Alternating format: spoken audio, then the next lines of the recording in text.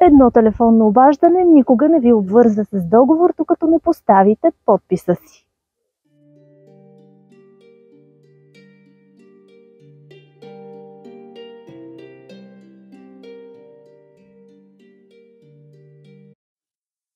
Сред малкото житейски ситуации, в които се надяваме телефонът ни да няма обхват, е тази, в която сме решили да си вземем почивка от цивилизацията и да избягаме сред природата.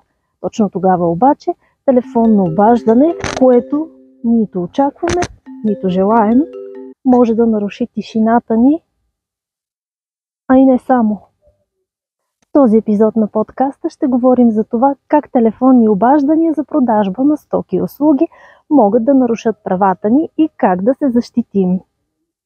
Когато получим позвъняване, имаме право на ясна информация за стоката или услугата, да откажем без обяснения и да не бъдем преследвани с повече телефонни обаждания. А знаете ли, че дори да сме дали съгласието си по телефона за сключване на договор, то той ще влезе в сила и ще ни обвързва с задължения, само ако търговецът е получил и нашето писмено съгласие. Преди това обаче има редица стъпки, които търговецът е длъжен да изпълни. Въпреки ограниченото време, още в рамките на телефонният разговор той трябва да ни съобщи името или това на лицето, от чието име се обажда, както и защо ни търси, да ни запознае с основните характеристики на стоките и крайната им цена, при наличието на право на отказ, какви са срокът и начина на упражняването му, както и какъв е срокът на договора или евентуално наличие на клауза за подновяването му. Ако решим да се възползваме от предоставената ни оферта, то той е длъжен да ни предостави много по-подробна писмена информация още преди обвързването ни с договор. Какво включва тя? Основни характеристики на стоките или услугите, състав, инструкция за използване, комплектовка и поддръжка, име на търговеца, седалище, адрес на управление, телефон, електронен адрес и интернет страница, ако има такава. Крайната цена на стоките или услугите с всички включени данъци и такси, включително пощенските разходи, ако могат да бъдат изчислени предварително, а ако не, че могат да бъдат дължими. Условията за плащане, доставка и дата на изпълнение на договора, когато е възможно. Напомняне за наличието на законова гаранция до 2 години от закупуването на стоката, както и извънгаранционно обслужване и търговска гаранция, ако са налични. Уведомяване за право на отказ, условията, начина и срока за неговото упражняване. Предоставяне на стандартния формуляр за упражняване правото на отказ. Предупреждение на потребителя, когато разходите по връщането на стоките при упражняване правото на отказ са за негова сметка. Когато няма да имаме право на отказ или съществуват обстоятелства, при които ще го загубим, търговецът трябва да ни уведоми преди сключването на договора. Следва да бъдем информирани и относно наличността на стоката или услугата, също и за опасностите, свързани с обичайната употреба, използване или поддръжка на стоката или услугата, както и при съвместна употреба с други стоки. Ако има срок на годност, трябва да знаем и за него. Следва да бъдем информирани също и за минималният срок, за който ще имаме задължение по договор, ако той е срочен, или пък ако е безсрочен, но има клауза за автоматично подновяване. Тази информация задължително трябва да бъде предоставена ясно, разбираемо и на български език, още преди доставянето на стоката или преди започването на изпълнение на услугата. Тя е неразделна част от договора и не може да бъде променяна, освен ако не се договорим с търговеца за друго. Ако възникне спор дали тази информация ни е била предоставена, то тежестта за доказване на това обстоятелство е от търговеца, но до тук договор все още нямаме. Когато вече сме поставили подписа си и имаме реално сключен договор, ние имаме срок до 14 дни да го развалим. Без да посочваме причина, без неустойка и обезщетение и без разходи, с изключение на евентуално направени такива, ако сме избрали доставката на стоката да стане чрез куриерска услуга, различна от стандартната, която ползва търговеца, както и разходите за връщането на стоката. Как да упражним правото си на отказ след телефонно обаждане?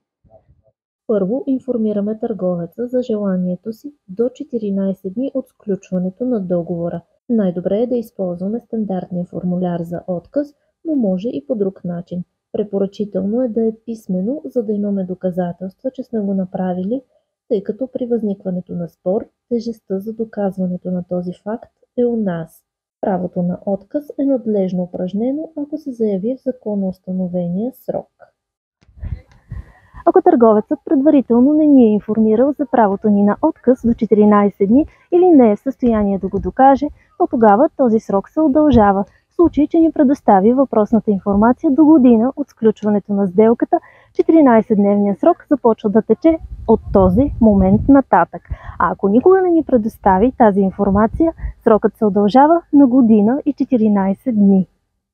Освен това, след като уведомим търговеца за желанието си да развалим договора, започват да текат нови 14 дни, в които трябва да му върнем обратно получените стоки. Ще дължим само разходите по връщането на стоката, освен ако търговецът не е посочил, че са за негова сметка или пък е забравил да ни уведоми, че ще бъдат от нас. За да не загубим правото си на отказ, не трябва да използваме стоката, а само да я изпробваме. Така както бихме направили в един физически магазин. Могат да ни върнат само част от сумата, ако изпробването на стоката е довело до намаляване на стойността й. В какъв срок, след като сме упражнили правото си на отказ, търговецът трябва да ни възстанови направените разходи? Търговецът е длъжен да възстанови получените от нас суми, включително пощенските разходи за доставката, до 14 дни от датата, на която сме го уведомили за решението си за разваляне на договора. Той обаче може да задържи връщането на парите, докато не получи обратно стоките или поне доказателство, че сме му ги изпратили. По-добър подход е да оставим опция за преглед. Така даваме възможност на търговеца да се увери, че връщаме стоката изправно и намаляваме шанса да откаже приемането на колета. Търговецът трябва да ни възстанови средствата чрез използваното от нас платежно средство, освен ако изрично не се съгласим на друг начин и при условие, че това не е свързано с разходи за нас. Той може да задържи допълнителните разходи, ако сме избрали различна от стандартната доставка. Когато се възползваме от правото си на отказ от договор след телефонно обаждане, всеки допълнителен договор се разваля автоматично, без неустойки, без обезщетения и без никакви тежести за нас. Правото на отказ не важи за стоки по поръчка с индивидуални параметри, например матраци, врати, дограма и други. При специфични стоки, като бельо, например, поради хигиенни съображения, разпечатани носители с продукти на интелектуалната собственост, като дискове с музика, филми, софтуер или книги и други. Правото на отказ от услуга отпада и когато в телефонния разговор потребителят изрично е дал съгласието си за посещение на дома му за извършване на ремонтни дейности, например.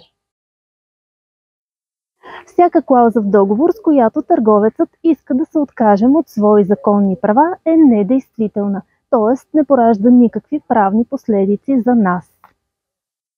Нежеланите телефонни обаждания нахлуват като неканен гост в личното ни пространство, но ние имаме силата да кажем не.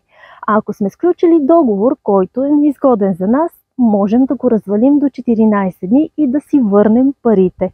Настойчивите обаждания са агресивна търговска практика, забранена от закона. Затова в подобни случаи сигнализирайте, информирайте се и не позволявайте на упоритите търговци да диктуват вашия ден.